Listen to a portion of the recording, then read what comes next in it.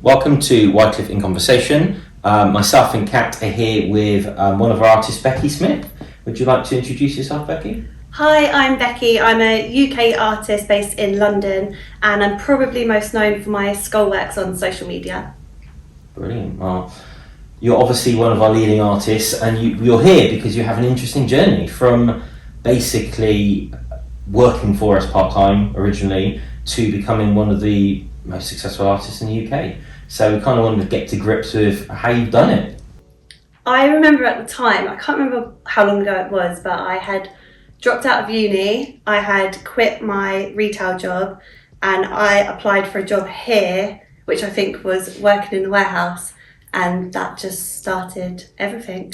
So did you apply for that job because you wanted to, did you choose Wyecliffe as a particular gallery, or did you just want to work around art? I just wanted to work around art. I applied for loads of jobs in the art industry at the time, and luckily Wyecliffe was obviously the best option that I'd picked.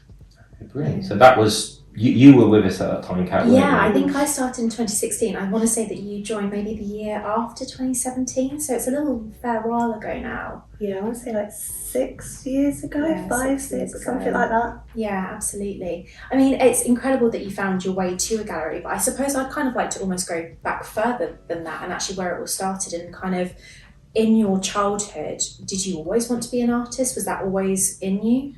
Yeah, I'd done nothing else but paint from when I was like a little kid, through school, through college, and then on to uni. But everything, like literally every night, every evening, I'd be painting, drawing, sketching, everything. So I'm quite lucky really, because I've just naturally gone into it because I've always known what I wanted to do. Yeah. And so when you were a kid, were your parents quite supportive of that, of being an artist? Because obviously it's not a straightforward career path by any stretch of the imagination. Yeah, everyone always asks me who's like the arty one in the family, like my parents or someone, but nobody else in the family does art.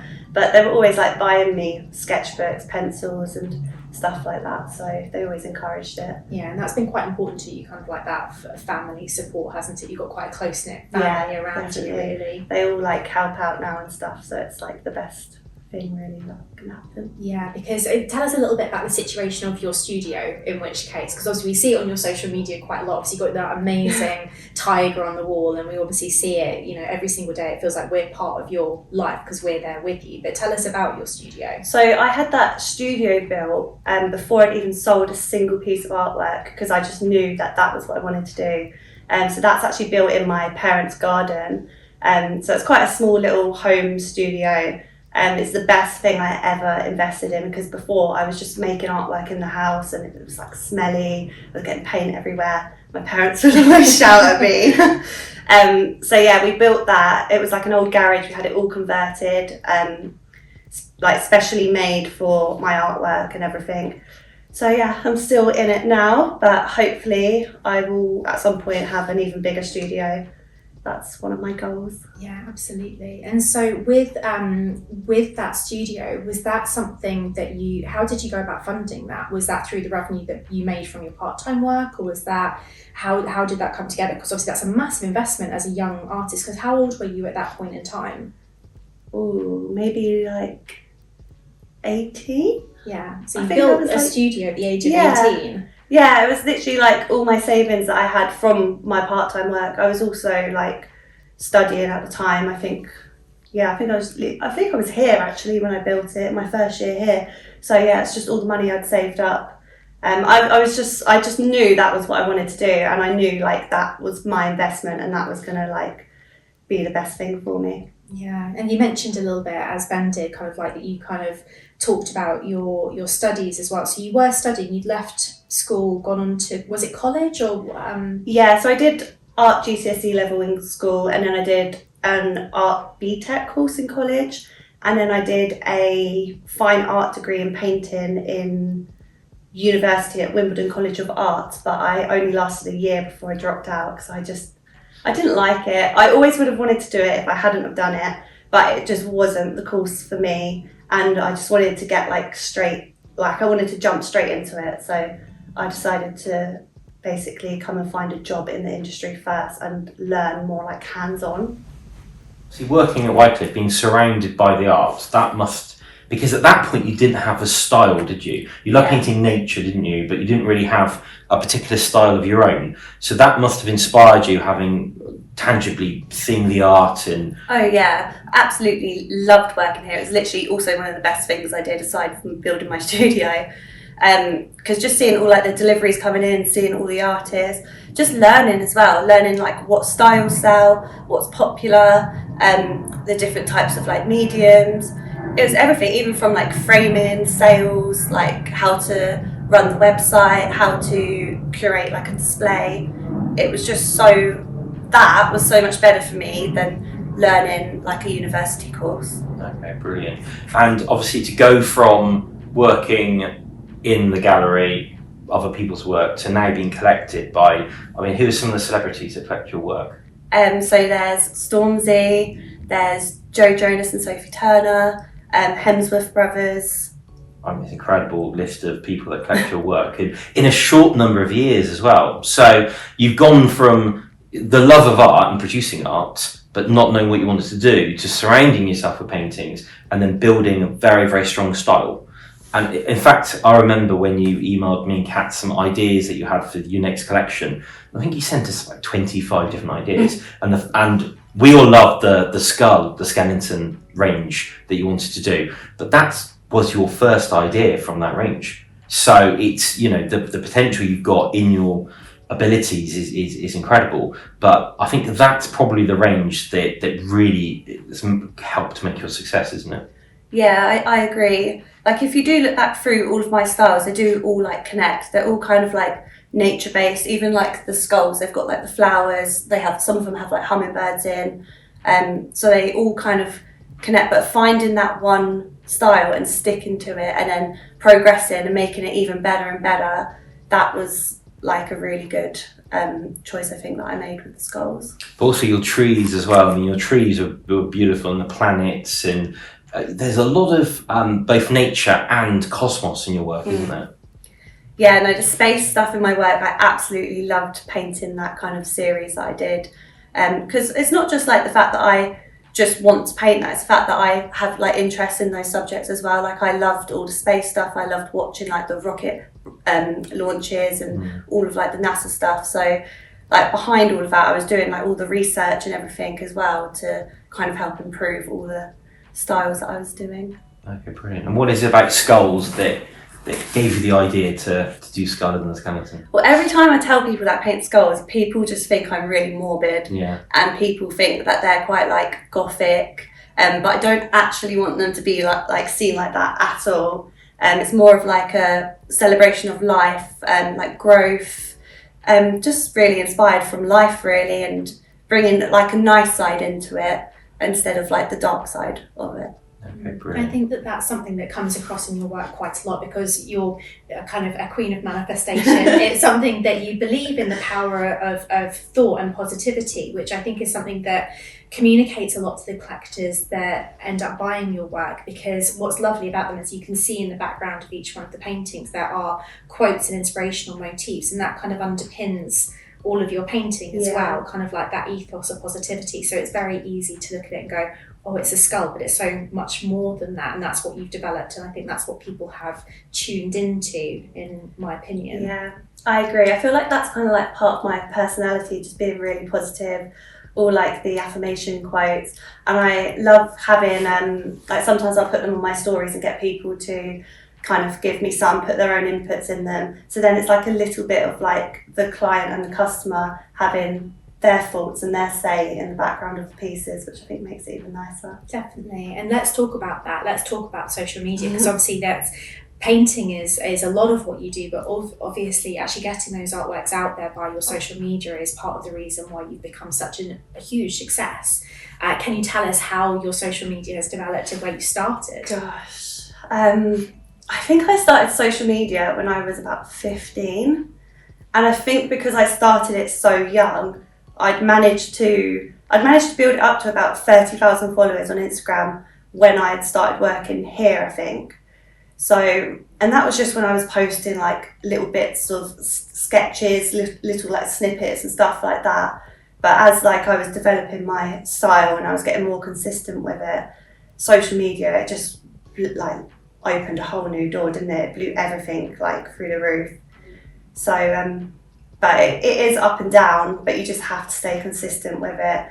And it's a whole job in itself, like a whole other job, and it's so much work. But if you get it right, it's just a perfect combination to have, really. I remember 2 years ago, you phoned the gallery and just said help. I think you'd had over 1 million views and 40,000 comments. And obviously you want to get back to everybody if you can, and we try and help as much as possible to help you get back to your clients, the existing clients. But yeah, it's insane. When it goes crazy, it is insane. And it's brilliant, but I think people don't seem to understand, particularly with you as an artist, it's the amount of hard work that you put in. And you are constantly working on your art. If you're not working on your art, you're answering comments. If you're not answering comments, you're filming posts, you're having conversations with us, planning your next launches and your shows, and literally you never stop. Yeah, my brain is like 10 steps ahead of every decision, every post, every story post, everything that I put out on social media has been thought of probably like a week in advance. Every decision is literally like planned, every like filming angle. There's so much more to it than what people actually see. Like my routine, for example, like I normally wake up about 8 o'clock each day. I have to spend a whole hour just doing social media, which I'm lucky enough I do it in my bed, get through all of the comments. I feel so guilty. If I don't reply to one comment, I feel just like guilty because I feel so like appreciative to be able to have all of that interaction on social media. And then I normally head like straight into the studio, and normally I'm in the studio till like 11 o'clock, sometimes midnight. And then when I do get back into bed, I'm doing socials, pre-planning for the next day for a couple of hours. So I literally don't stop all the time. It's massive hard, but you've always had that drive. Even when you worked at Wyecliffe as an employee, you had that drive. That's why you're so good at what you did, and you wanted to get involved in every part of the business. Obviously, we're quite a big gallery. We send artworks all over the world. So we've got the dispatch, we've got the after sales, we've got marketing, our own socials. So you were involved in every single area of it. So that was really, really good. Yeah, I feel like that was just perfect for just helping me with my career, because it did teach me so much. And there's a lot of artists now who obviously they did like the university courses, they did all of that, but they just had like the painting training. They didn't have like, it's almost like I went through like a speed course of like business here, of how to market, how to photograph, how to display, literally everything. And I almost find that more helpful than anything else that I did learn. Yeah, no, I mean, it's there's so much involved in art, and obviously from the actual painting, and you do your own socials, but obviously yourself and Wyecliffe, we're very closely linked, aren't we? Because we handle a lot of your marketing, your shows, your events, and your day-to-day, and the decisions you make on the artwork. So do you feel we'll have such a good relationship with you because obviously you've worked it, we've known you for so long? Yeah, I do. I don't know, like, I consider you guys like really close, like friends as well, because you two have been a massive part of my journey, because where I've come here from when I was so young, you've like guided me into the right direction, and you obviously help with so much stuff on the social media. When all of those like thousands, when I'm refreshing the page and there's like another 100 comments, another 100 ones, and I'm like, I can't keep up with them all. Yeah, I mean, we just drop everything. We just like, Becky's gone viral, everything stops, Yeah. We just have to do this. But it's great, and then your editions sell out, and we're shipping them all over the world, and we're getting the images. Obviously, we've got a Facebook community group for you now where people put all their images in. But it's really great, and also the glow element of your work is very key. That's obviously helps you to market your work. But when you actually get these paintings that glow, if they're the editions or the originals, in your own home, it's just amazing, isn't it? We're constantly getting people that collect your work and then contact us and just say, wow, I knew that you said it glue, and I saw it on Becky's socials, but it's just that whole other element to your work. Yeah, so I started the glow paint with the space work, I think, because I just felt like it went naturally, like glow in the dark, like space stuff. So it was just like a natural transition into using it. And then because of the reaction it was getting, where it was so unique, now I just use it on everything. And my whole studio floor, ceiling, everything. Yeah. Even like in the house where bits fall off me, it's all up the stairs, it's in the bathroom. Yeah. It's even on the dogs. It's like a Becky trail wherever you go. If I ever go missing, you'll know how to find me. Door handles are the worst. Door handles are glue CDB. Yeah, But- you'd be a terrible thief. But again, that goes back to the hard work, because you hand embellish all of your print editions, both paper and canvas. And a lot of artists just send away for a printer to print their works. Yeah. So the fact that you do that, and basically every weekend you work during the week, don't you, on the originals, and the weekend Yeah. you're embellishing the editions. I just feel like I'm so like grateful to be in the situation where I am, that I want to give the customer and just other people like the best I can possibly be. So if it means like giving up my weekend to embellish like by hand all of these prints, I just want the customer to have the best that they can have. So I quite like it. I don't mind doing it. I quite enjoy it, and it's like quite cool to see them when you've got like 25 odd prints all glowing in the dark in front of you. It's quite Oh, it's brilliant, yeah. Seeing you when we come over to collect the embellished editions, and you're, hang on a minute, I'm just finishing it, and then your dark studio and it's just illuminated it, it's bizarre. But you are a workaholic, aren't you? yes. So I don't think you would have a weekend if you weren't doing your editions. No, I wouldn't even want a weekend, to be honest. No.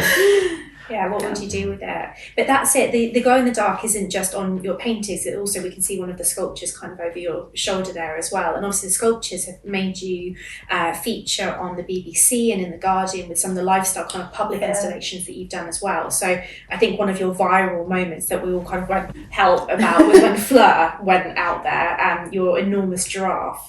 It'd be amazing to hear a bit more about her. Yeah, so that project was they're run by Wild and Art, and then of course I had you guys backing us as well, which was really handy because she did go, the giraffe, when I say she, went super viral on every platform, and it was just really cool. So with those projects, they're all done for charity, so they get installed into the town centre. That one went into Croydon for 10 weeks, and then they go to auction at the end to raise money for different charities.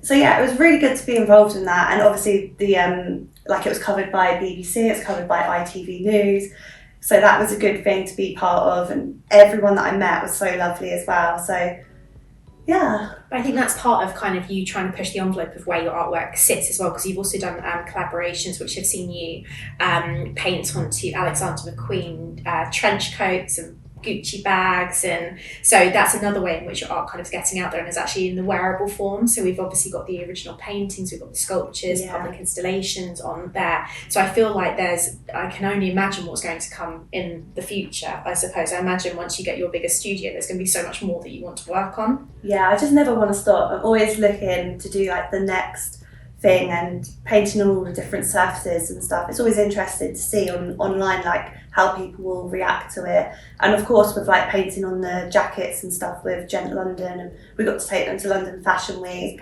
so it was just such a good experience, and just meeting everyone along the way was good as well. Definitely, and that's helped obviously propel you to a global sphere, as Ben's already said. I mean, we ship everywhere, all around the world, your work now, like it's US, Canada, obviously goes a lot to Dubai, and then over to the Middle East as well, and the Far East as well. So your collector base has an enormous reach now, and so your art is literally hanging all over the world. Yeah. And it's also quite crazy because it's not like we'll have one order from Canada. It's like suddenly there's 60 orders of your work from Canada, and it's like, okay, something's happened in Canada, and it's brilliant, and it's great. But I mean, going back to your journey from starting just not knowing what you wanted to paint, just to be around art, to where you are now, painting for A-list celebrities and all the rest of it. I mean, Wyecliffe, we probably get between 100 and 150 artist submissions a week, of artists desperate to be selling in galleries. What's your piece of advice for somebody starting out? The thing that helped me the most was going to get a job in the industry, learning like how things work, having the right connections, but just hard work. Just don't give up. Like I could post something on social media, it could hit 2 million people, or I could post something and it would hit 200 people. And it dips, and even though it dips, it doesn't stop me from posting. Like I would still post every single day, even if it was only hitting 2 people, I would still post, because at some point it's gonna blow. Yeah. So just put in the hard work, the dedication, and it just helps if you're like passionate about it. If you're passionate about it, it doesn't feel like work. So like I just wouldn't want to do anything else. Brilliant. Well, I wanted to thank you for coming today to speak to us. It's been our pleasure. Thank you. Thank you for having me. Thank you.